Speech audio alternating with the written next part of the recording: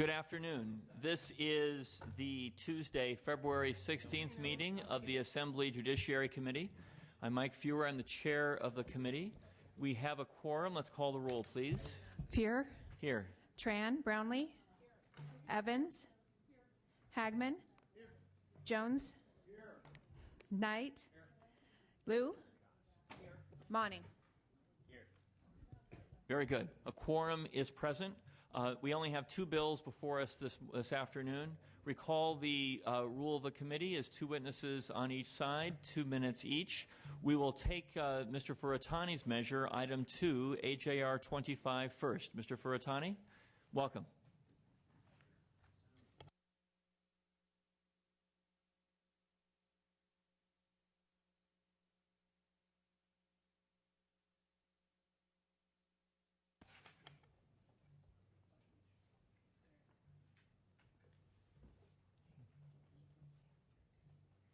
Please proceed. Thank you very much, Mr. Chair. Members of the committee, it's a pleasure and honor to be before you here today to present, along with my co-author Van Tran, who couldn't make it here today, an AJR dealing with the Nationality Act of 1940, which authorized the naturalization of all aliens serving in the United States Armed Forces. The veterans that we're talking about in this particular resolution today is the Filipino-American veterans that have been waiting for decades to get full justice relative to their service back in World War II alongside of American forces, particularly in the Pacific Theater. The Immigration Act of 1990 offered the Filipino-American veterans who had not been naturalized pursuant to the Nationality Act the opportunity to obtain United States citizenship. Naturalized Filipino-American veterans who filed visas, petitions for their children back in the Philippines still await their arrival due to caps on the number of visas issued, which causes immigration backlogs. Most Filipino-American World War II veterans are in their 80s and 90s. These veterans continue to wait for their children to join them in their golden years. AJR 25 urges Congress to pass and the President to sign the Filipino Veterans Reunification Act, SR 1337 and HR 2412, which would exempt children of certain Filipino World War II veterans from the numerical limitations on immigration visas, thus allowing their families to finally be reunified. I have two witnesses with me to testify on the bill as well, if you don't mind, Mr. Chair. Please, Mr. Furutani, thank you so much. Your first witness, please.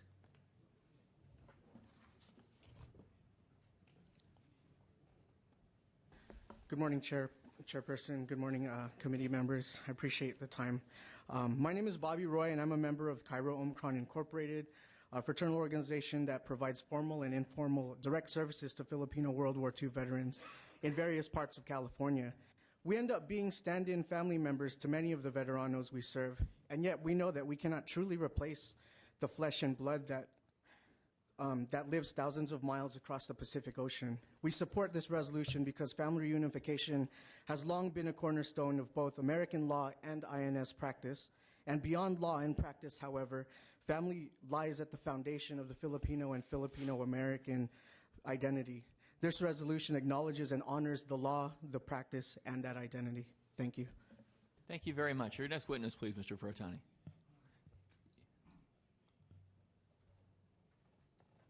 Good afternoon, Your Honor. I am Bert Arcaya, a veteran of the Second World War and the Korean War.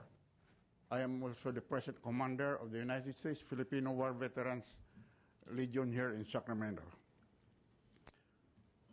Now, Filipino World War II veterans who were then American nationals served with the United States Armed Forces on official orders of the President of the United States. On July 4th,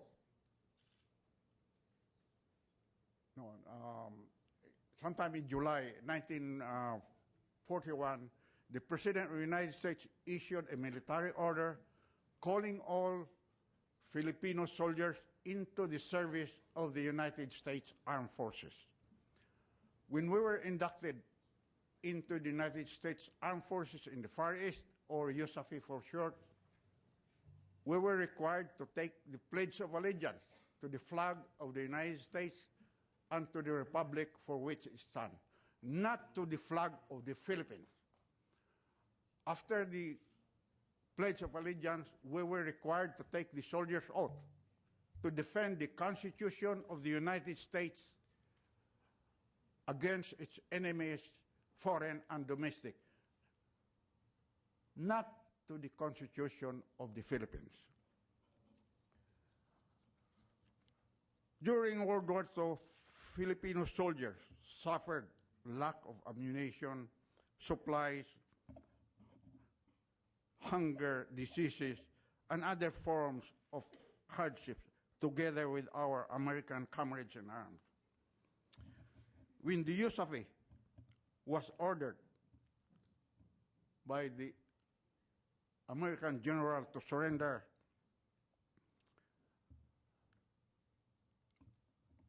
together with our American comrades in arms, suffered the humiliation of defeat, hunger, diseases, and brutality in the hands of our enemy. When some of the Filipino soldiers were paroled or escaped, we formed the guerrilla forces. And during our guerrilla activities, our families who were left behind and were known to be such to the enemy were arrested and massacred. Women were raped, and pregnant wives of the guerrillas were bayoneted through and through their bulging bellies.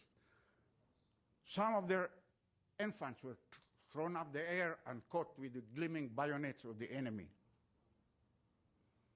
In my case, when the enemy learned of my guerrilla activities, my father, my father-in-law were arrested, tortured, and finally beheaded. Your Honors, that is how much we Filipino veterans sacrificed for America and for the American people, including all of us here in this hall. But after liberation, when victory was won and the smoke of battle cleared, America passed a law stating that our services is not deemed as active service in the United States Armed Forces. Sir, I want to point out, we've allowed you to go well beyond the time allotted out of respect for your service, but if you could conclude, please, we'd appreciate it. Thank you. Anyway, during the Korean and Vietnam Wars, some of the Koreans and Vietnamese who were mercenaries paid by the CIA were able to bring all their families to the United States on humanitarian grounds. Last December, 16,000 Hmong refugees were accepted in the United States. Lately, thousands of Haitians were accepted to the United States on humanitarian grounds. But the Filipino World War II veterans who suffered for America and for its people have to wait 16 years for our children to join us here. I am 87 years old and will soon fade away. But I have to wait for my children to be with me in my bedside, in my death throes. So where is justice there? We fought and died for justice, for American justice and for American democracy. But it appears that we are now victims of the same justice. Thank you very much for your testimony. Thank you, Mr. Furutani. And your witnesses, are there other witnesses in support of your measure? Seeing none, are there any witnesses in opposition? There are none. May I ask members of the committee questions or comments of Mr. Furutani? Mr. Liu. Thank you, Senator Furutani, for bringing this important measure. I'd like to be added on as a co-author. Thank you very much, Mr. Liu. Ms. Evans. Thank you for bringing this forward, Mr. Furutani. As you know, I have a large Filipino-American community in Vallejo in my district, and I too would like to be added as a co-author. The momentum is building, Mr. Furutani. Others who wish to speak? Yes, I'd like also to offer my thanks for your service, Mr. Furutani, for bringing this to the floor. I'd also like to be added as a co-author. We have a very vital, vibrant, and contributing Filipino-American community in Monterey County. Thank you for being here. Thank you for your service. Thank you, Mr. Money. Mr. Jones. Thank you, Mr. Chair. I, too, would like to be added as a co-author, Mr. Furutani. Thank you. Let me ask the question differently. Is there anybody who does not wish to be added as a co-author? Yes, Ms. Brownlee would like to be added as a co-author as well. I can tell I will as well. Mr. Hagman is delighted, and so is Mr. Knight. That gives you some indication of the vote, Mr. Furutani. Having done that, would you care to close? Yes. Mr. Akaya is known as Manong Bert, and Manong is an affectionate, respectful term used for our elders.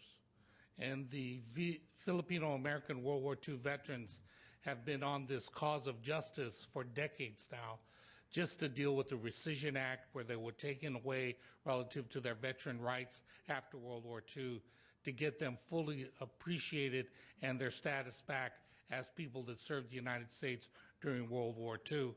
Everybody well knows the tragic and the horrific stories that came from the Bataan Death March. Everybody has seen the movie about MacArthur on the shore saying he will return. Well, they didn't even leave. They stood by our side as American soldiers and fought on behalf of this country in the Pacific Theater and elsewhere. They do deserve their justice, and it's about time. And I think with our resolution going to the Congress and to the President, it will be added to a long list of supporters of this effort. I urge your vote. Thank you, Mr. Furutani. Notwithstanding all the co-authorship, that we need a motion to on this measure. Is there a motion to approve? It's been moved and seconded. Call the roll, please. Fear? Aye. Fear, aye. Tran? Brownlee? Brownlee, aye. Evans? Evans, aye. Hagman? Hagman, aye. Jones? Jones, aye. Knight? Knight, aye. Liu? Liu, aye. Monning? Monning, aye. That measure is out. Congratulations, Mr. Furutani, and to your witnesses. Thank you, members. The other item on our agenda is the first item, AB 1650, by Mr. Blumenfield and myself. Mr. Hagman, if it's okay, I'd like to ask you to assume the role of chair, and I will join Mr. Blumenfield.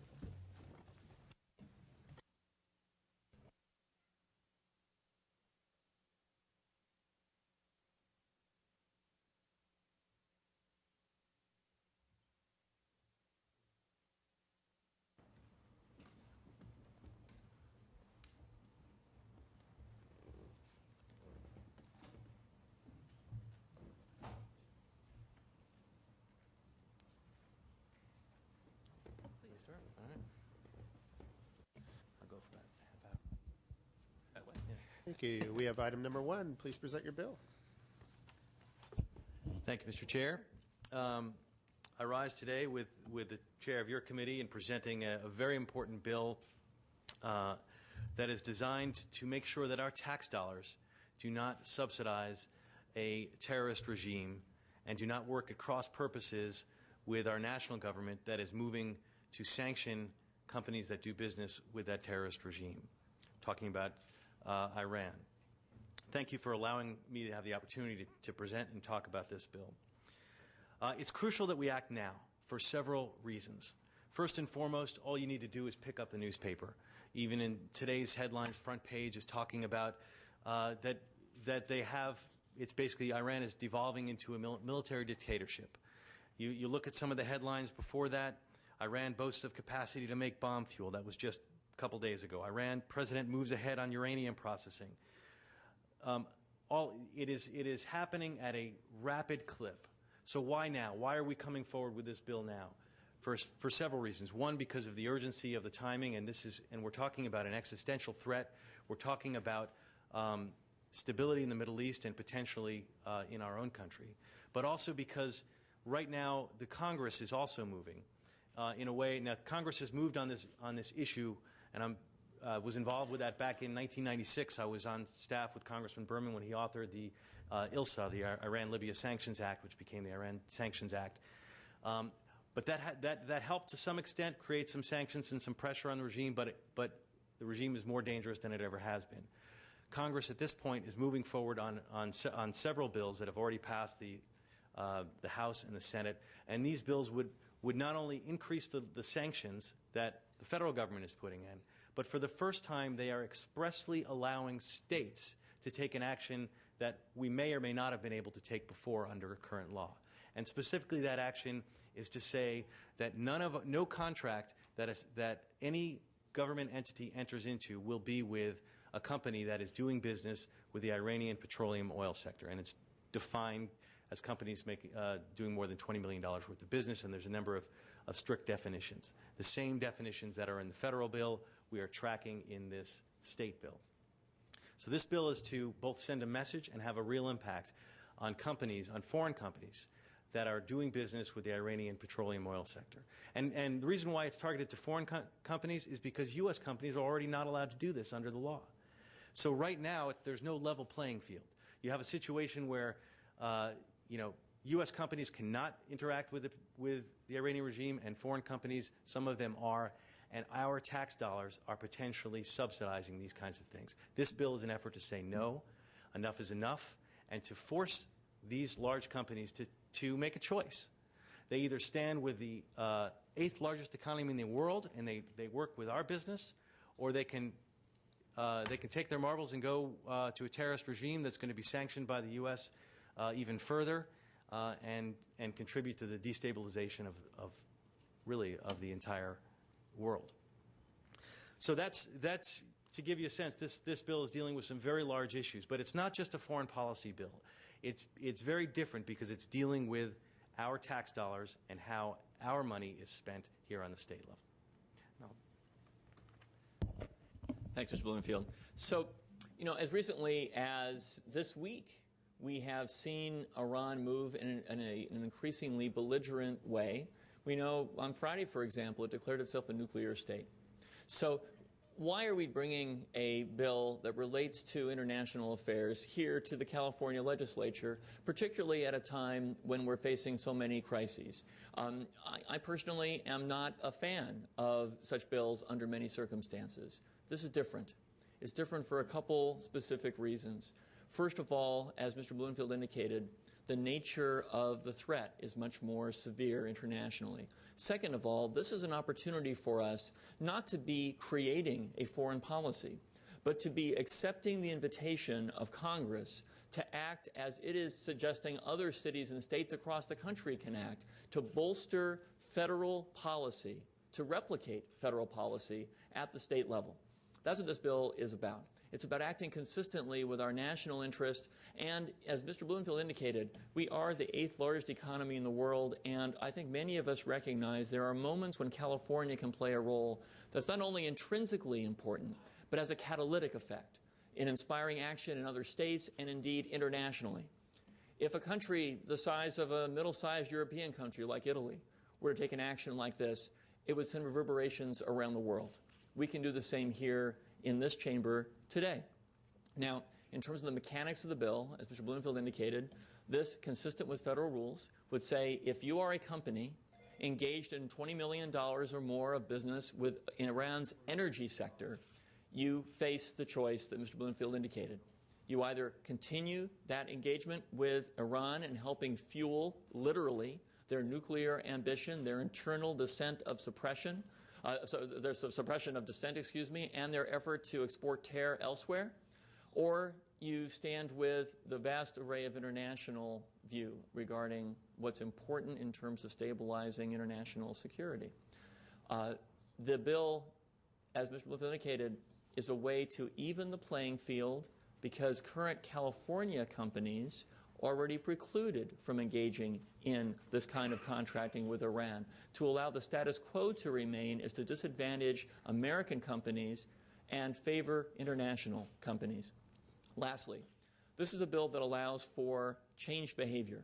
In fact, it encourages change behavior. It says to the companies affected that if you choose to disengage from Iran's energy sector, then you will be permitted to contract with California and its subdivisions. It's a way to work consistently with best economic policy. So with this in mind, we urge your strong support. We appreciate the bipartisan support this measure has engendered. Mr. Tran, who's just joined us, is a co-author, as are Mr. Jeffries, Mr. Anderson, and others. Support on both sides of the aisle. And Mr. Bloomfield, I do want to accept the technical amendments proposed by the staff to move that as well. Thank you very much. We have witnesses here to bolster our case. Thank you. Witnesses, please go ahead.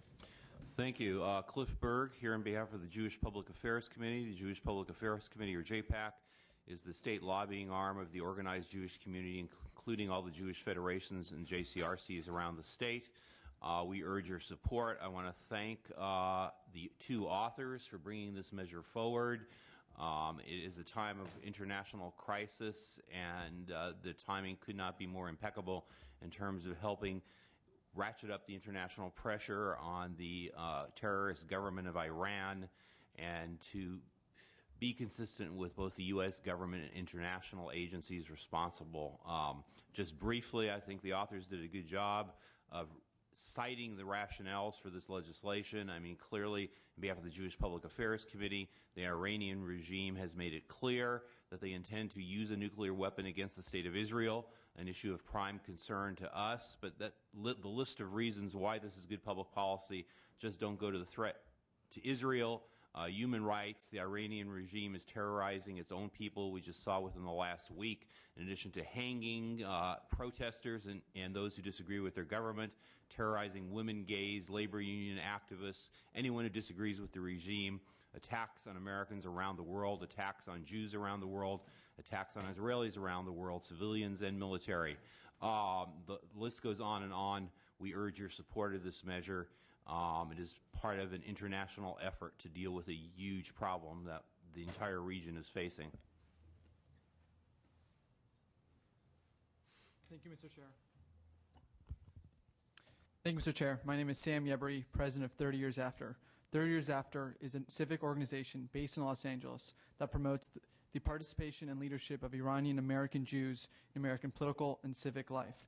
30 Years After and its thousands of members strongly support this bill because it helps ensure that California taxpayer dollars do not help support and subsidize the Iranian regime's nuclear weapons program, suppression of the Iranian people, and its global terrorism activities. Iranian Americans number in the hundreds of thousands in California, and in Los Angeles, there are more Iranians than in any city outside of Tehran.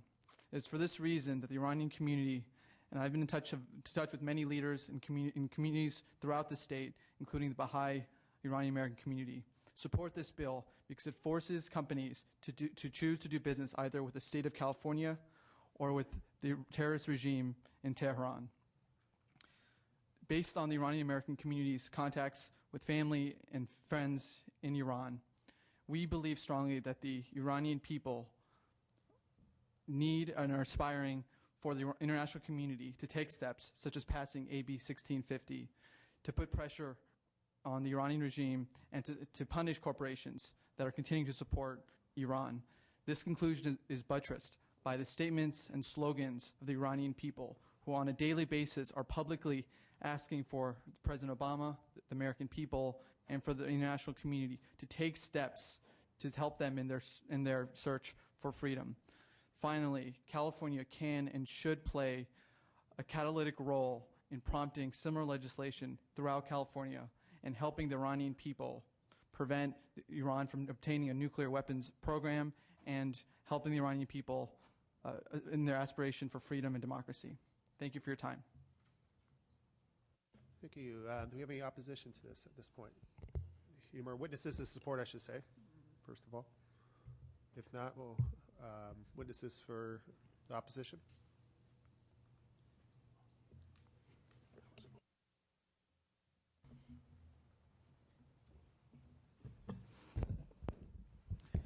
Mr. Chair and members of the committee, Jason Lane with the California Bankers Association. We have not formed a position on this measure as of now. We hope to have constructive dialogue with the author's office as the bill moves forward. We have concerns with the measure. The measure seems to suggest on the surface that a bank would have to know definitively how the loan proceeds were going to be used. A bank that is making a loan in excess of $20 million. The bill seems to suggest that the bank would have to somehow trace or track how the loan proceeds would eventually be used, and I don't know that that's possible. It seems an impossible standard to expect a bank or financial institution to know if money is fungible, it's highly transactional, and it's liquid. It seems to be impossible to know after, certainly after money has changed hands multiple times, for the bank to know specifically whether or not those loan proceeds would be used to invest activities in the energy sector of Iran. We think that the U.S. Congress and the U.S. Senate has also anticipated that problem, and we believe they've included in their measures an actual knowledge standard. And we'd be interested to know whether or not the author would accept amendments to include an actual knowledge standard in this bill as well. Good morning, Chairman and members. Thomas Vu with the California Chamber of Commerce. Like the California Bankers Association, we do not have a position on the bill yet, but we do have some concerns. Mainly, one of the key issues for us is how the term scrutinized persons is defined, and we're also a bit concerned about the process by which entities would have to prove that they are not a scrutinized person. But like the Cal Bankers, we are looking forward to having a discussion with the authors and the sponsors, and thank you for your time. Thank you so much. Any questions up here? Mr. Monty. Thank you, Mr. Chair. I want to thank the authors and witnesses for bringing this forth. I'm inclined to support this on the merits, but I am going to pose the question, maybe just for the broader public discourse, in supporting boycotts and divestment in South Africa and other places where human rights were front and center. This even ratchets it up. In South Africa, we weren't concerned about development of nuclear weapons. My question, though, does go to divestment from the energy sector, and then a jump that's made that any investment in energy sector necessarily is supporting nuclear weapons development. So I guess I'll just ask the question that gets raised with respect to any proposed sanctions or divestment movements. Have you quantified adverse impacts to everyday Iranian people, any humanitarian impacts to hospitals having sufficient energy resources, et cetera? I think that would add to a level of confidence if you could address the scrutiny of any unintended consequences to innocent Iranian civilians. Thank you for your question. I'll begin. As I mentioned at the outset, and Mr. Blumenfield indicated as well, this bill is designed to track the approach of our federal leaders, both houses of Congress. And in this respect, its focus on Iran's energy sector, it mimics what has been overwhelmingly approved in both houses. So the design of this is to forge a united front among states and other local jurisdictions with our federal officials in focusing on what is Iran's major weak point in terms of it doesn't have the capacity to, for example, refine its own petroleum to the extent it needs to. We have not in any manner quantified the precise impact on a given institution within the nation of Iran. But as Mr. Yebri indicated, this is an approach that not only is called for by our federal leaders, but within Iran itself. There are those who are advocating for the international community to unite around approaches just like this so that the pressure we brought to bear to help, in many ways, liberate their own nation from some of its leaders' most reckless approaches. So that's the best we can say at this point. But that consistency is really important, particularly as those attempt to scrutinize the efforts of a state in the nation. It's important that we be consistent with what our federal officials have been urging us to do. I would just add, it's designed to hurt. It's going after their most, as Mr. Fear said, their most dependent aspect on foreign economies is the petroleum sector. Personally, if we could open it up to all sorts of other things, I would be thrilled to do that. But because we're tracking the federal bill and because that's the only avenue that is currently open, now it's possible down the road the federal government could open it up and say communications sector as well, which is something that had been contemplated, and there had been a bill on the federal side to do that. I would be inclined then to try to do something like that here as well. But this is as far as we can legally go, and that's why we're going that far. Would just point out that studies and current news accounts show that the energy and defense sectors are run primarily by the Revolutionary Guards, which are in essence using those enterprises to raise money to fund terrorism around the world and to fund the regime, and therefore this is really a scalpel approach, but targeted to hit them where it hurts, because this regime depends upon the Revolutionary Guard to oppress their own people and to finance terrorism throughout the Middle East. Thank you, Mr. Liu. Can you explain why we have to track the federal bill? Why can't we expand it to communications and other sectors? I'll start. I'll preface this by saying there are other states, in particular Arizona has legislation that it enacted even before there was any effort by the federal government to ask, suggest, enable states to do the same thing. There is, however, in provisions of statutes both pending from Congress, from the House, and from the Senate, there are provisions that specifically say we're authorizing state and local governments to proceed along similar lines.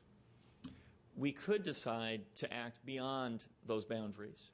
But for us, we'd like to have a statute that is narrowly tailored and as legally bulletproof as it can be. And so we are saying we're acting consistent with the effort by the federal legislature to enable states to do this. It's consistent, therefore, with national foreign policy, and there's no suggestion of a supremacy clause preemption argument that might emanate otherwise from people who would challenge the bill. So let me commend you for bringing the bill. I'd like to be a co-author. And then if you would just think about adding in other sectors, putting in a severability provision that basically says, okay, if this stuff is struck down, your energy component still remains, but at least as a state of California, we can push the envelope, something you may want to consider. Thank you, Mr. Liu. Thanks. Mr. Tran? Thank you, Mr. Chair. I'm very pleased to co-author this bill. I think it's an important issue that hits on the right time, and also the opportunity is here to address this issue from a broader level, at least here in the state of California.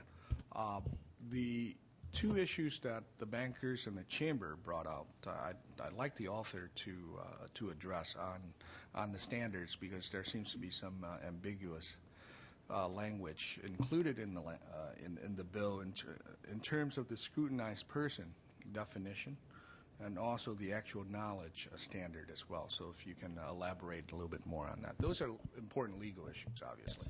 Yes. I'll begin, Mr. Tran. Thank you very much.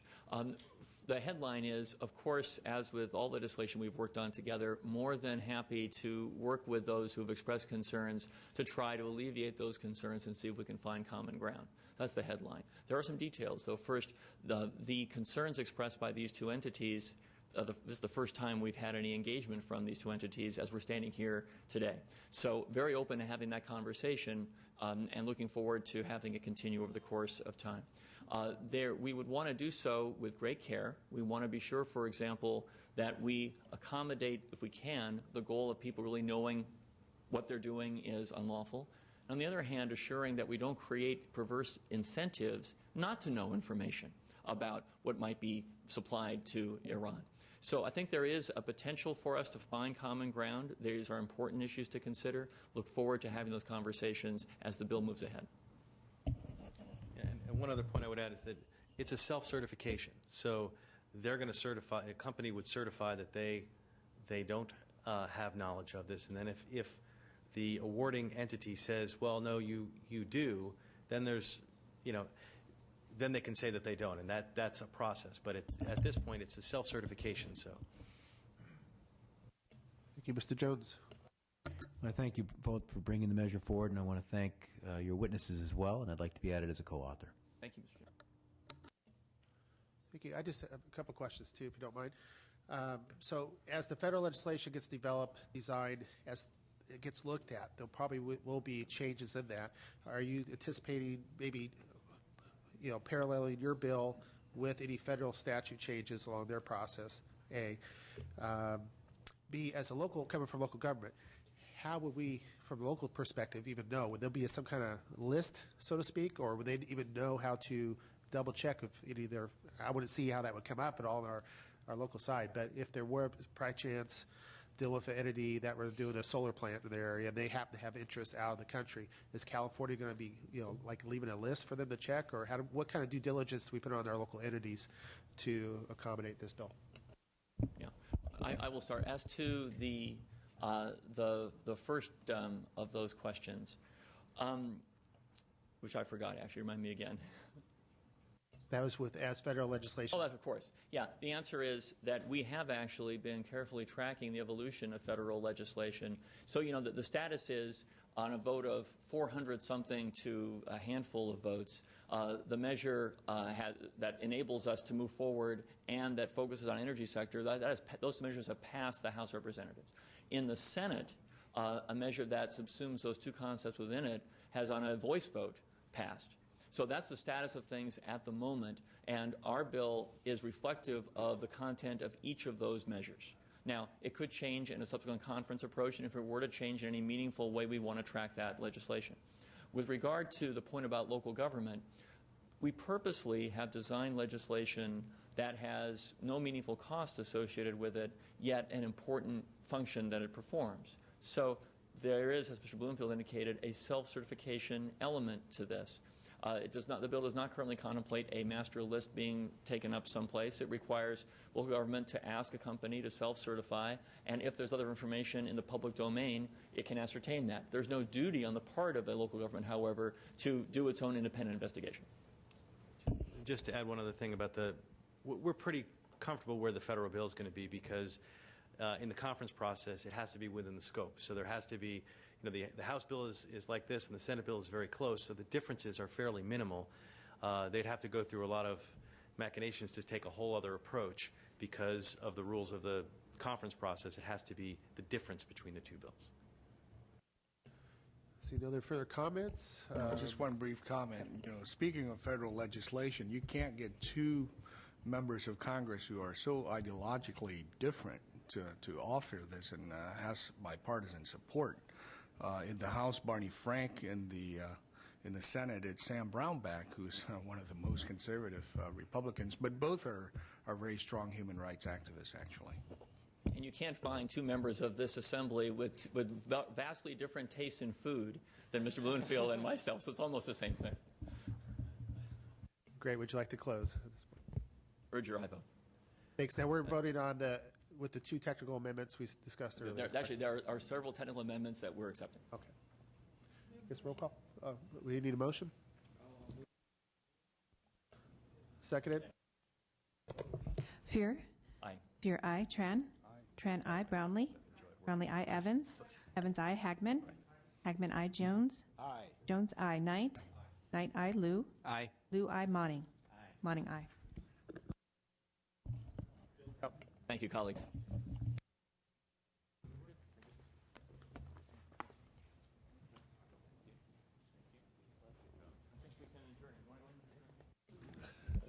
From the chair, we're going ahead and adjourning.